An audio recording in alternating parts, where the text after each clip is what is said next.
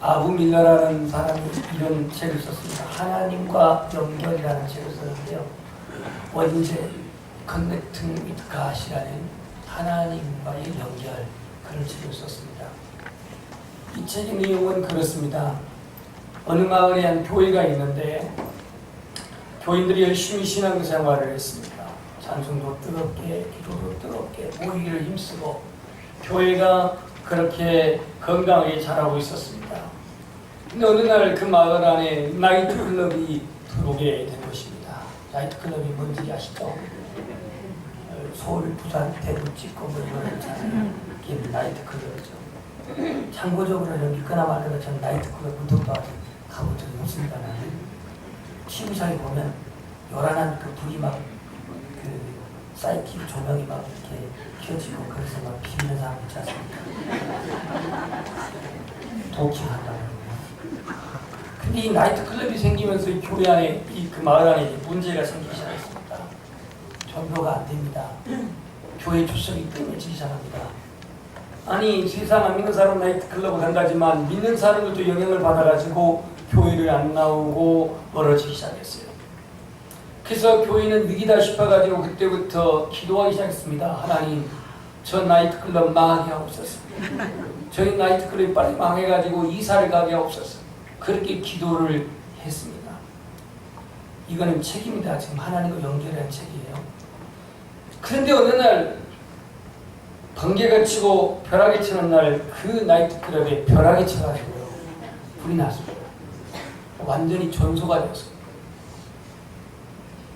이 일로 인해서 그 나이트클럽 사장은 저 떨어지는 저 교회에서 우리 나이트클럽 망하라고 기도한 것이 원인이 돼가지고 벼락이 쳐서 불이 나서 망했다, 그렇게 생각하고 고소를 했습니다. 법정에. 교회에서는 어이가 없다는 얘기입니다. 아니, 기도한다고 벼락이 치고 기도한다고 불이 나냐고. 그 우연의 일치일 뿐이지 어떻게 기도한다고 그렇게 막 하나님 벼락이 치고 그런 하나님이냐고. 자기들 기도를 그렇게 해놓고 사실이 벌어지니까 말을 했습니다. 그래가지고 이제 이 법정에서 이 판사가 이렇게 말합니다. 참 애매하네. 이번 화재에 과연 책임이 교회에 있는지 확신할 수는 없지만 이상한 것은 나이트클럽 사장은 기도의 능력을 믿고 있고 정작 교회 다니는 교인들은 기도의 능력을 믿지 않고 있으니 이거 어쩌면 좋단 말이에요. 술집 사장은 자신의 가게에 벼락이 떨어진 것은, 불이 나게 된 것은, 망하게 된 것은 교인들의 기도 때문이라고 확신하고 있지만 정작 교인들은 기도의 응답이 아닌 우연히 일치일 뿐이라고 생각하고 있습니다. 이 아부 밀러는 이 책을 통해서 불신자들의 어떤 모습이 아닌 신자들의 불신앙을 꼬집고 있는 내용입니다. AD 1세기 때 예수님이 이 땅에 오셨습니다. 이 땅에 오셨을 때의 그 당시 상황은 유대인들도 메시아를 기다리고 오매불만 기다렸는데 정작 메시아가 왔을 때 그들은 믿지 않았습니다. 메시아가 오기를 기대하고 갈망하고 깨어있고 부르짖고 있었는데 정작 메시아가 왔을 때 그들은 영적으로 깊은 잠에 빠져 있었다는 얘기입니다. 우리 시대는 메시아가 오지 않을 거야. 우리 세대는 메시아가 오지 않을 것이야. 그런데 동방의 박사들이 와가지고 그 천사들로부터 예수님의 탄생 소식을 알렸을 때에 깨달아야 할 제사장, 깨달아야 할 서기관들은 믿지를 않았습니다. 그러나 예수님의 오심을 오늘 몸으로 체험한 사람이 있으니 그 사람이 바로 마리아입니다. 한번 따라서 마리아. 성경에는 여러 마리아가 나오는데요. 그 마리아 중에서 가장 대표적인 마리아가 오늘 이 예수님을 잉태한 마리아입니다. 마리아는 처녀이지만 처녀로서의 많은 오해와 질시를 받으면서도 묵묵히 이 천사가 알리는 소식을 그는 그대로 수용하고 그대로 받아들였고, 오늘 그대로 수용하고 그대로 받아들였다고 하는 말씀은 누가복음 1장 38절에 나와 있습니다. 한번 38절 읽고 시작. 마리아가 이르되 주의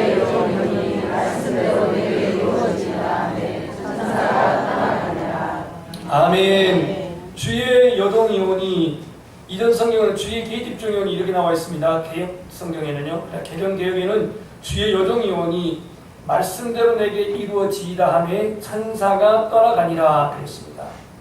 오늘 주제가 내게 복이 있다. 복 있는 사람이 어떤 사람이냐? 믿는 사람입니다. 자, 여러분에게 퀴즈를 드리겠습니다. 남자가 믿음이 좋을까요? 여자가 믿음이 좋을까요? 여자가 좋다 할 것은 무슨 근거로 여자가 좋다고 말하십니까? 굉장히 우리 여자가 많아고 남자들이 밀려가지고 지금 대답을 하는 거예요. 그럼 남자가 좋다는 거는 그 근거는 어디다 두고 있습니까? 제가 그 근거를 성경에다 두고 갈게요. 자, 1장 몇 절을 가면은 20절을 보겠습니다. 20절. 1장 20절. 가브리엘 천사가 와가지고 사가랴와 엘리사벳이 와가지고 그 자녀가 날 것이라고 하는 수태고지를 알렸을 때 남자의 반응 20절. 제가 18절을 읽을 테니까 여러분들 20절 읽으십시오. 사가랴가 천사에게 이르되 내가 이것을 어떻게 알리요? 내가 늙고 아니도 나이가 많으니이다 라고 이렇게 말하셨습니다. 20절.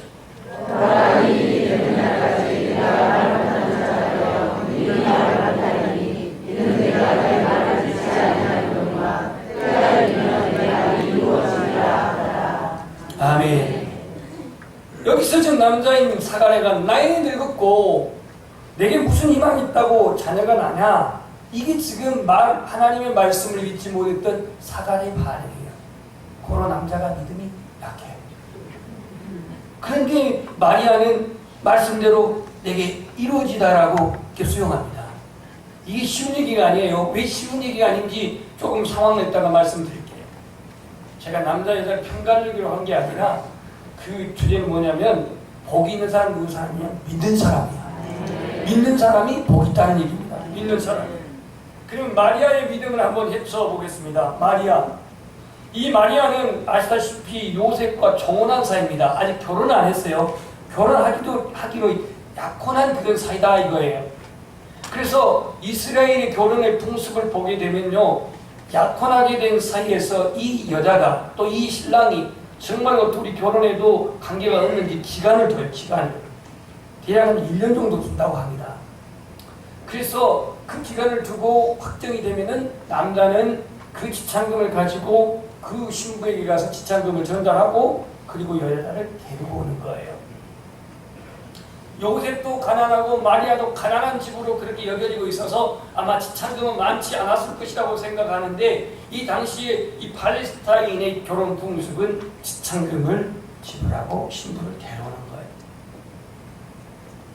지금 케냐의 덴토나이 교회에 그 학교 교장을 하고 있는 제렌이라고 하는 교장 선생님이 그 부인을 상처한 지가 지금 한 5년인가 됐는데요.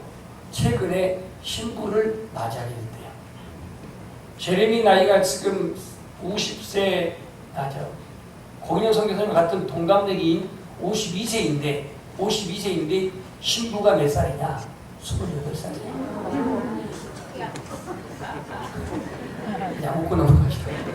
28살인데 좀 엘리트층이래요. 그때 보니까 지참금을 얼마나 내야 되냐? 소 20만 원. 소 20만 원. 이게 그쪽의 풍습입니다. 근데 오늘 이 정혼한 사이였던 마리아에게 오늘 본문에는 아니지만 이 앞에 본문 26절부터 38절을 보면 천사가 나타납니다. 이 천사가 가브리엘입니다. 가브리엘 천사가 와가지고 뭐라고 말하냐면 네가 아들을 낳을 것이다. 아들이 잉태할 것이다. 그러니까 마리아가 번쩍 뜁니다. 난 남자는 모르는데 내가 어찌 그런 일이 있습니까? 네가 아이를 갖게 된 것은 인간관계로 부부관계로 되어진 게 아니라 35절에 보니까 성령이 내게 임하시고 지극히 높으신 이의 능력이 너를 덮으시니 이름으로 나실 바 거룩한 이는 하나님의 아들이라 일컬어지리라. 여러분 쉽게 아멘이 되죠. 내 일이 아니니까. 아니 지금 남편은 지금 맞이하기도 전에 애를 갖는다? 아무리 성령이 능력이라고 하지만 이 얘기를 들었을 때에 마리아는 첫째는 아마 충격을 받았을 거예요. 더군다나 하나님의 아들을 낳는다? 이게 얼마나 이게 받아들이기 힘든 어려운 일입니까? 우리는 여기서 엘리사벳과 이 마리아라고 하는 두 여인이 나오는데요. 엘리사벳은 나이 많이 먹어서 이미 아이를 잉태할 수 없는 상황에서 하나님의 전사가 나타나서 아이를 낳을 것이다 해서 낳은 아이가 제일 요한입니다. 선지자예요. 그리고 이제는 결혼도 안 한 이제 아주 젊은 이 상대적으로 젊은 이 마리아에게 와가지고 네가 아들을 낳을 것이다 하면서 하나님의 아들을 말하고 있어요. 더군다나 성령이 임해서 하나님의 능력을 돌리면서 아들 낳는다? 이거 이성적으로 상식적으로 이게 납득이 될 일입니까? 받아들일 수 있느냐 이 말이에요. 그런데 오늘 마리아의 결심은 뭐냐? 말씀대로 내게 이루어지리다. 이게 오늘 마리아의 믿음이었습니다. 말씀대로 이루어질지어다. 아까 사가랴는 믿지를 않았기 때문에 하나님이 벙어리 말을 못하게 만들었어요. 아이를 낳을 때까지. 그러나 네가 믿지 않아도 때가 되면 내 말이 이루어지리라고 했던 것처럼 하나님의 약속은 우리의 믿음과 관계없이 하나님의 때가 되면 이루어지는 거예요.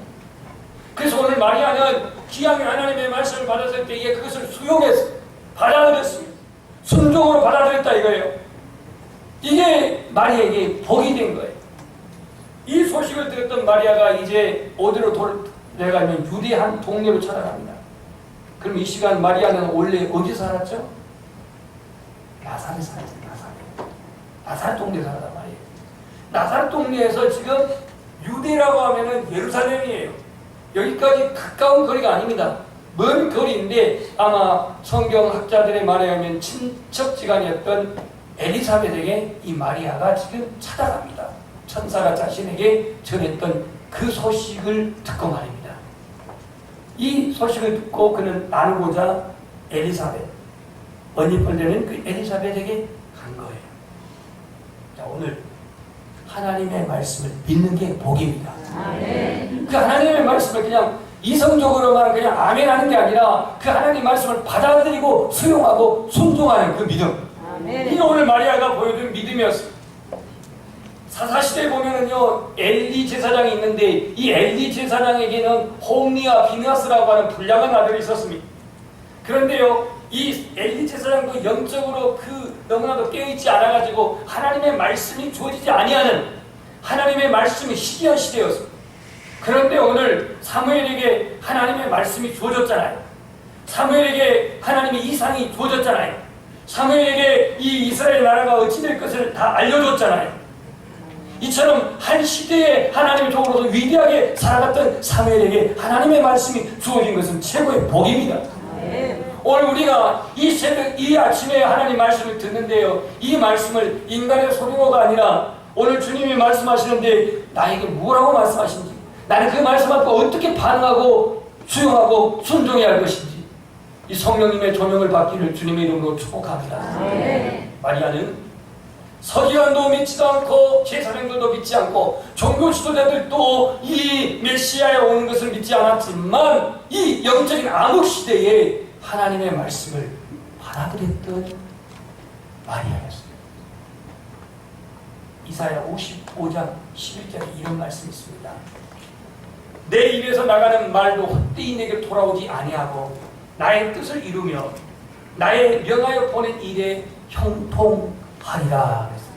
하나님의 입에서 나가는 말 하나도 헛된 것이 없다 그랬어요. 마리아는 가브리엘 천사가 하는 말을 그대로 믿고 그대로 수용했고 그대로 순종했습니다. 역사상의 전도를 많이 했던 미국의 D.L. 무디라는 사람이 있는데요.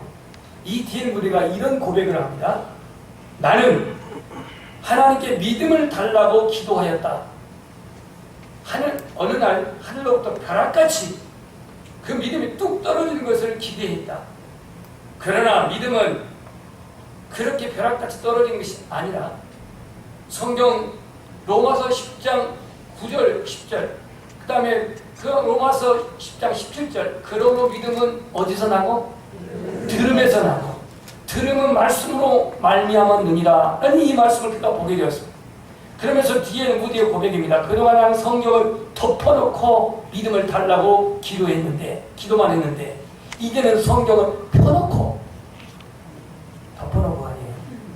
덮어놓고 믿는 사람이 문제가 있어요. 펴놓고 묵상하면서 믿음이 잘 가기 시작했다라고 그렇게 우리는 고백하고 있습니다. 바빠도 분주해도 성경은 펴놓고 묵상하고 기도하며 우리의 믿음이 성숙하기를 축복합니다. 요즘 성경 대하체 묵기를 하신 분들 아마 숙제 아니라고 적잖게 아마 그렇게 노력하고 있을 텐데요. 그 가운데 은혜가 될 줄 믿습니다. 우리가 어떠한 은혜를 받고 또 우리가 어떠한 변화를 이루는 데 있어서 내가 아무런 투자를 않고 저절로 무슨 호박이 능풀지 굴러오고 감이 그냥 입으로 떨어지는 것, 이게 아닙니다. 우리 자신이 그만큼 사모하고 갈망하고 또 하나님 앞에 구하는 가운데서 하나님의 은혜가 주어질 줄 믿습니다. 그래서 우리는 하나님의 음성을 듣기 위해서 영적으로 예민하고 사모하는 마음이 있기를 소망합니다. 오늘 이 마리아가 그랬다는 것이죠. 마리아는요, 그의 믿음은 하나님의 뜻에 순종했습니다. 이 순종이라고 하는 것이 얼마나 힘든 일인지를 이제 보겠습니다. 첫 번째는 자기의 예비 신랑이 누구예요? 요셉입니다. 요셉이 지금 이 마리아하고는 한 번도 같이 자보거나 그 썸씽이 있지 않았는데 어느 날 이 마리아가 아기를 가졌다고 한다면 요셉이 어찌 되겠어요? 파혼이죠. 그 어떻게 남의 아이를 그렇게 잉태했는데 그렇게 내가 데리고 살 수가 있겠습니까? 무슨 이 요셉이 무슨 성자도 아니고 말이죠. 그래서 이 마태복음 1장에 보면은 가만히 끊고자 하여 그랬죠. 가만히 끊고자 하는 것은 우리 결혼할 일 없던 걸로 하자.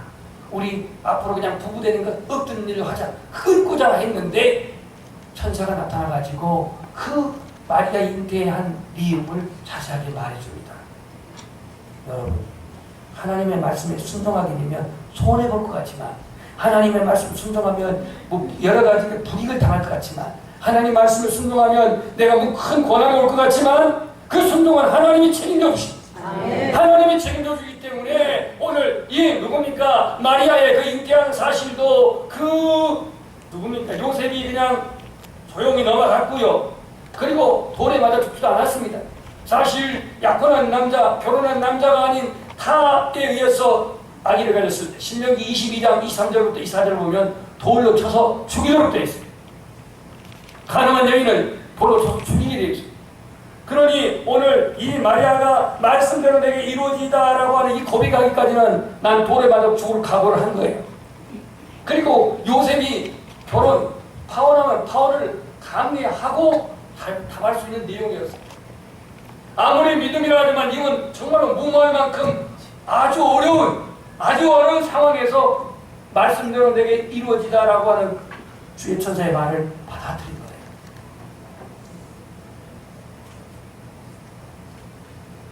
우리의 신앙은 하나님의 말씀을 그대로 듣고 그대로 믿고 그대로 수용하고 그대로 지키는 그러한 믿음이 되기를 소망합니다.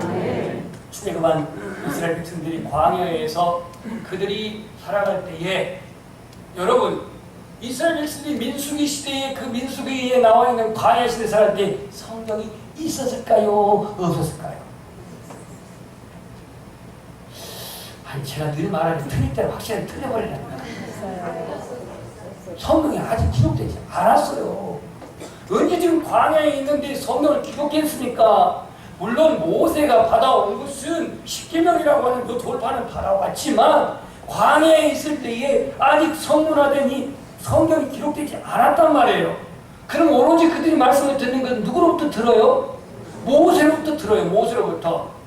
모세로부터 듣고 있는 이 하나님의 말씀, 그 말씀이 민수기 때 기록됐다는 말 전혀 찾을 수가 없어요. 한참 나중에 나왔어요. 그런데 이 말씀을 들었던 이스라엘 백성들이 듣기는 들었는데 믿었어요? 안 믿었어요? 듣기는 들었는데 순종했어요? 아니요, 불순종했어요. 전하는 말씀을 따라가야 했는데 그들은 불신했단 말이죠.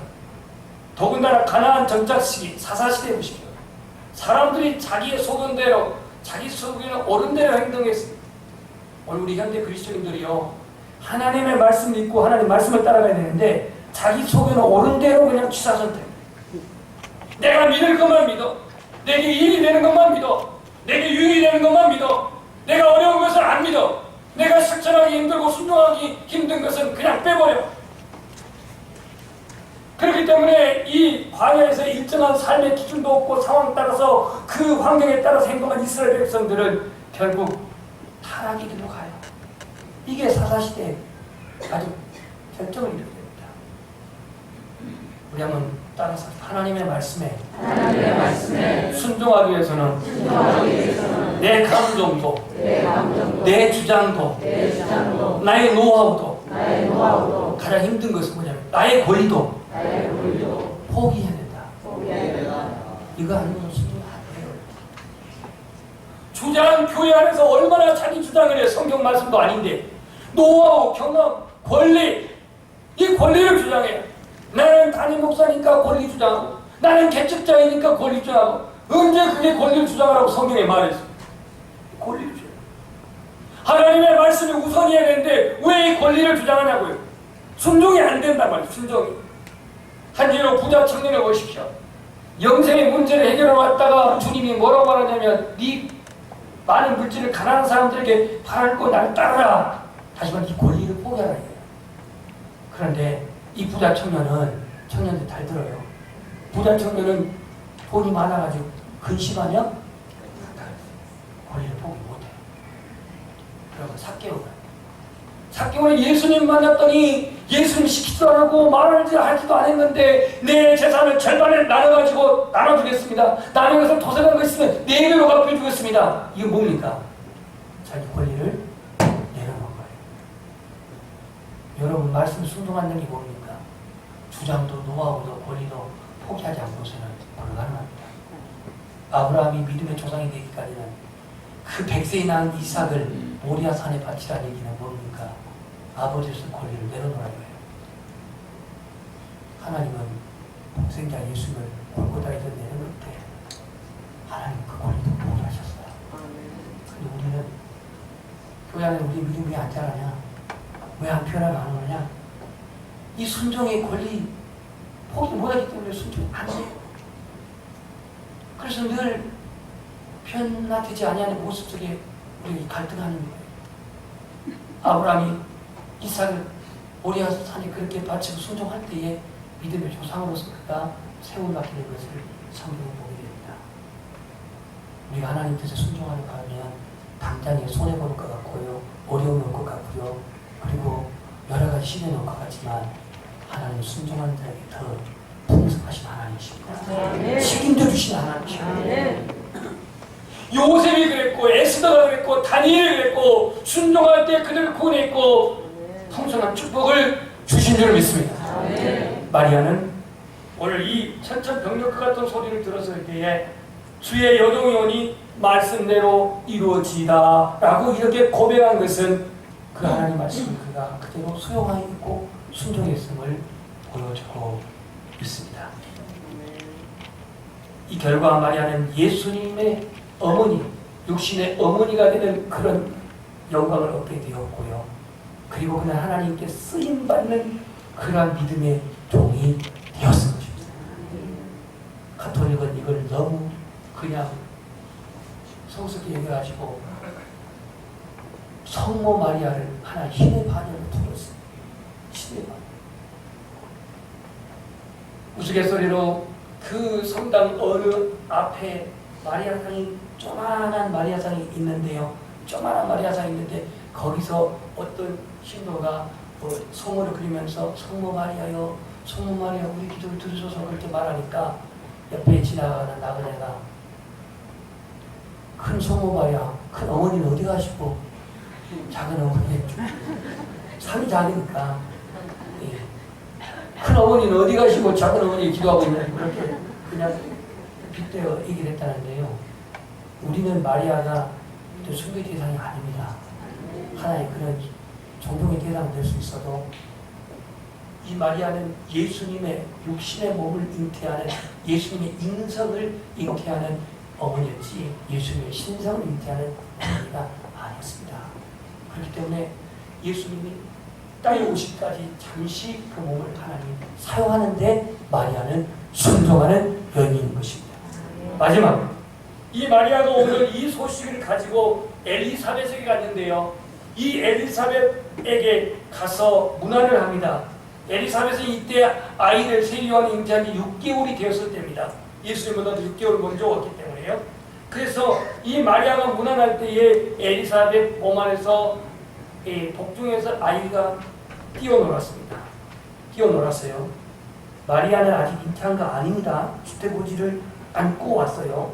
근데 엘리사벳은 이미 그 늙은 아직 아이 낳을 수 없는 큰한 불임 여성이었는데 성령의 도우심으로 이 사가랴와 함께, 이거는 이제 성령으로 잉태한 게 아니고 남편 사가랴와 함께 이 부부관계로 아이를 잉태했을 때, 이때 지금 마리아가 왔습니다.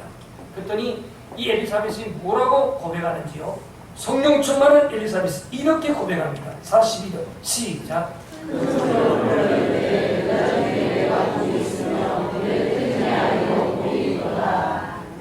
여자 중에 나를 포함해서 여자 중에 내게 복이 있으며 내 태중의 아이도 복이 있도다. 자, 복이 있다. 오늘 제목이 복이 있는데요. 복이 있는데 첫 번째 복 있는 사람은 제가 믿는 사람이겠습니다. 믿는 자가 복이 있습니다. 또 복 있는 사람이 어떤 사람인지 조금 이따 말씀드리겠지만, 여자 중에 복이 있도다. 내 태중의 아이는 복이 있다 그랬는데요. 이 태중의 아이가 어떤 아이냐? 43절. 내 주의 어머니가 내게 나오니. 지금 이게 누가 말한 겁니까? 엘리사벳이 말하니까 마리아가 말한 겁니까? 엘리사벳이 말하죠. 그럼 엘리사벳이 마리아에게 내 주의 어머니가 그랬습니다. 예수의 어머니예요. 이 주가 예수의 어머니. 어떻게 이게 가능하냐면 엘리사벳이 성령 충만했기 때문에 그 잉태한 사실을 어떻게 그는 알았던지, 내 주의 어머니가 내게 나오니 이 어찌된 일인가? 그러면서 이렇게 말합니다. 보라, 내 무난한 소리가 내 귀에 들릴 때에 아이가 내 복중에서, 지금 엘리사벳 복중에서 기쁨으로 뛰노라 보라.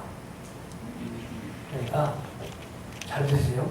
이 마리아가 이제 나타났을 때에 심지어는 엘리사벳 안에 있는 6개월 된 세리 요한도 기쁨으로 뛰어놀았대요. 여러분, 아이를 가지신 분들은 가끔 막 이 발질질하고 막 태아가 노는 거 느껴보셨죠?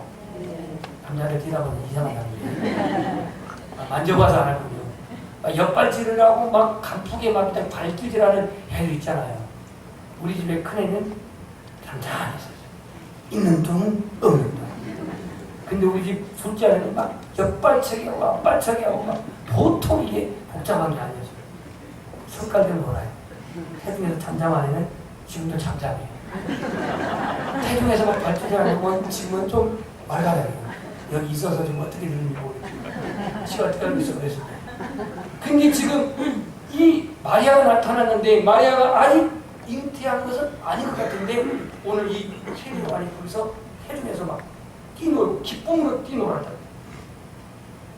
아니, 엘리사벳은 아이가 기쁨으로 뛰는지 슬픔으로 뛰는지 어떻게 알아요? 근데 내 복중에서 기쁨으로 뛰는 것 같아요. 그 해답은 성령 충만함이었기 때문에 이것을 감지했던 거예요. 그래서 45절에 그렇게 덧어내립니다. 주께서 하신 말씀이 반드시 이루어지리라. 이게 여기서 여러분 이렇게 옹세가면 안 됩니다. 인쇄가면 안 돼요. 주께서 하신 말씀 반드시 이루어지리라.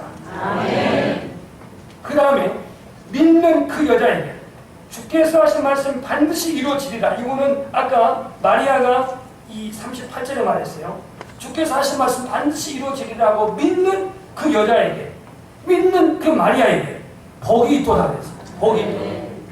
오늘 여러분들이 기양의 신앙생활할 때에 오늘 이 마리아에게 엘리사벳이라고 하는 영적인 그러한 교제를 나누는 그러한 동지가 있는 것처럼 세상에서도 물론 세상 동료가 있고 직장 동료가 있고 또 이웃 아줌마가 있고 아는 지인이 있을지라도 여러분에게 이 믿음의 그 은혜를 나누고 믿음의 그 말씀을 나누고 그리고 은혜를 나누고 내 어려움도 고난도 함께 나누어 기도할 수 있는 이런 믿음의 동지가 있기를 축복합니다.